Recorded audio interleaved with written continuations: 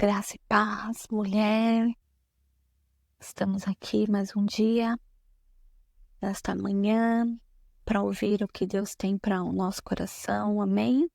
Estamos ainda no livro de Esther. Essa semana estudando um pouquinho sobre essa mulher, mas num panorama em relação aos sentimentos de Esther diante, de toda essa história, esse desdobramento de algo tão gigante, mas tão poderoso. Amém? E hoje eu quero trazer aqui para vocês uma reflexão sobre paciência para agir com sabedoria.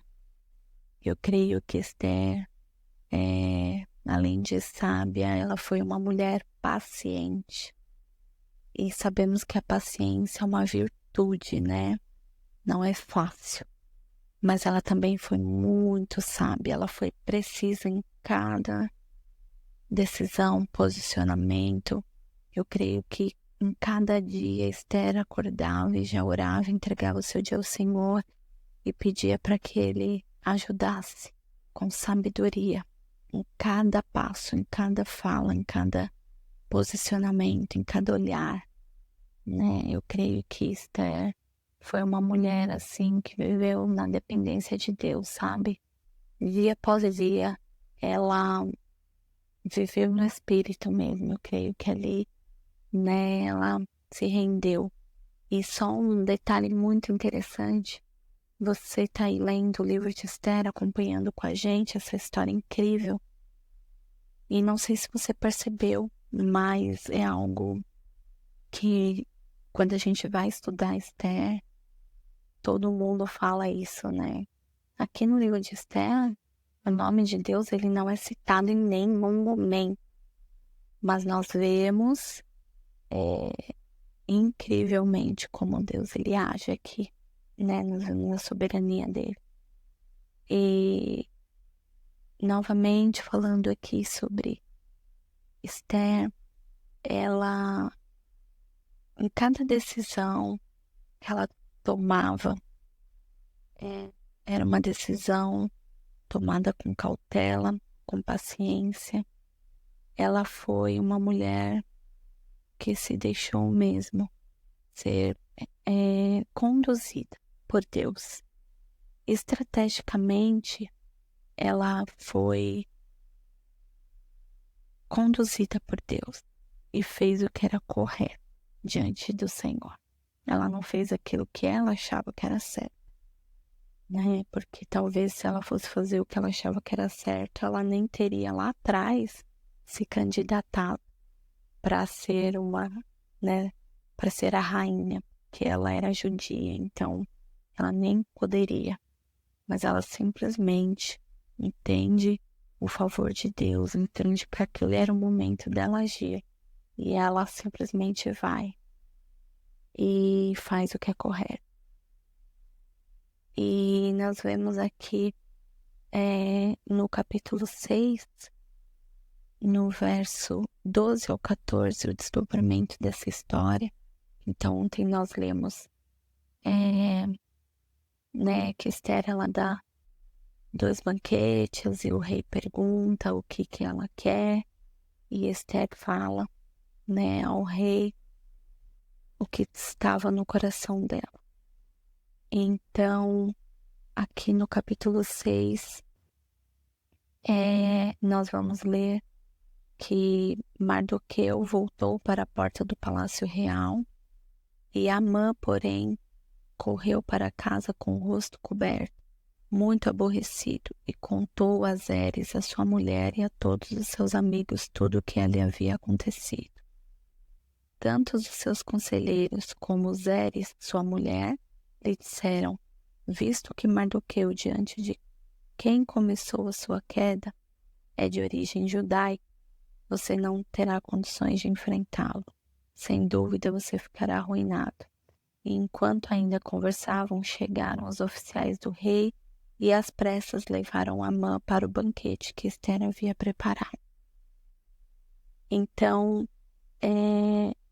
de novo, Esther, ela vai dando cada passo em direção naquilo que o Senhor colocou diante dela. E ela vai falando e voltando, né, um pouquinho. Aqui ela dá os banquetes e o rei pergunta o que ela quer.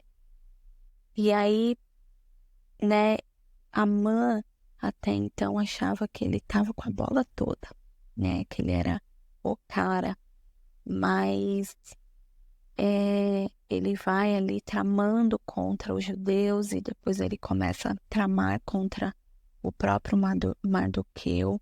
Ele chega a construir uma forca, né, para matar Mardoqueu. Mas ali o Senhor permite uma noite que o rei fica sem sono e começa a ler ali, né, o livro, e ele vê ele relembra, na verdade, né, sobre algo que havia sido tramado para matar ele, e Mardoqueu tinha denunciado os homens e por conta disso a vida do rei foi poupada. Então o rei pergunta: o que fizeram a esse homem, né, que por causa dele a minha vida foi poupada? E então falaram para ele: não fizeram nada para esse homem. E aí o rei fala: quem está ali no pátio? E na mesma hora Amã estava ali no pátio, né?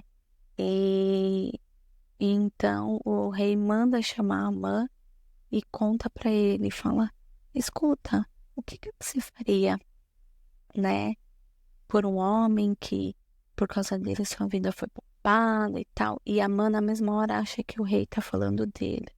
Então ele começa: eu faria isso, eu honraria esse homem, daria uma nova capa, colocaria um anel em seu dedo e papapá.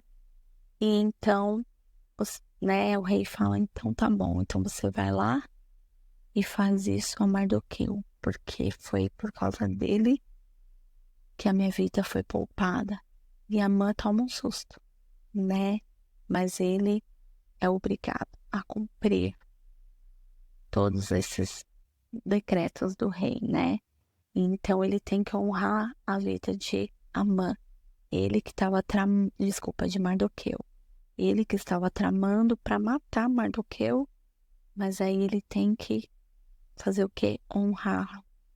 Então ali Deus já começa, né? Não a mudar a história, porque Deus começa a mudar lá atrás, já quando ele coloca Esther no palácio, mas o Senhor já começa a honrar a vida de Mardoqueu e honrar o povo judeu.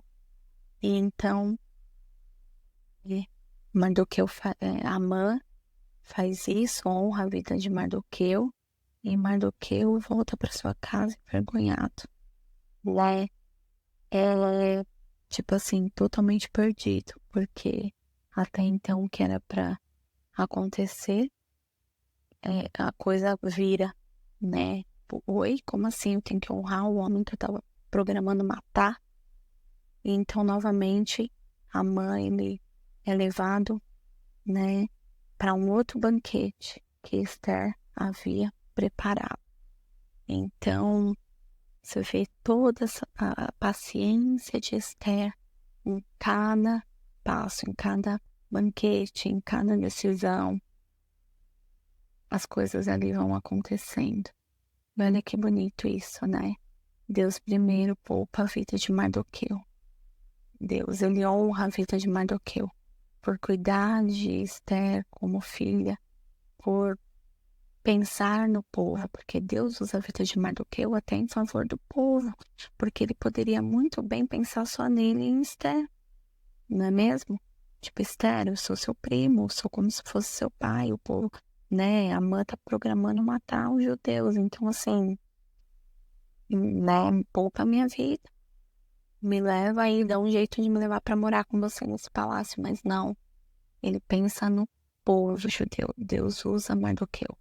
E ali vem a honra, né? Deus já começa a mudar a história também de Mardoqueu.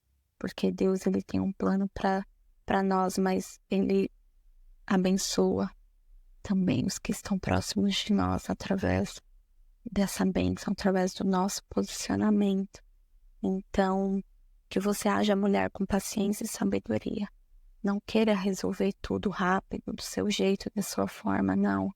Busque direção de Deus em cada passo, em cada atitude, em cada decisão.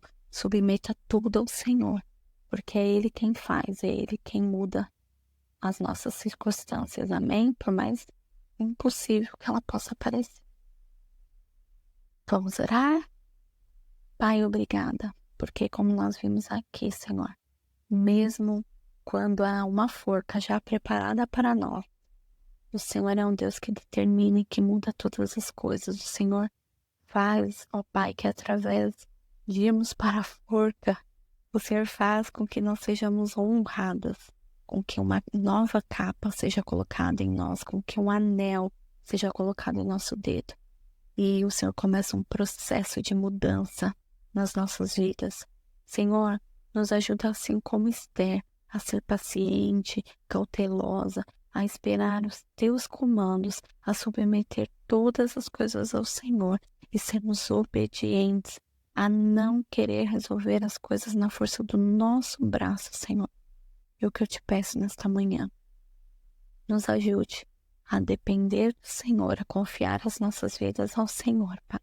A não deixar a ansiedade nos dominar, a não deixar, Senhor, o medo nos paralisar. Em nome de Jesus eu te peço. Se conosco nesse dia, cuida, Senhor, de tudo aquilo que leva o nosso nome. Cuida dos detalhes, Pai. Em nome de Jesus. Amém. Deus abençoe o seu dia, mulher.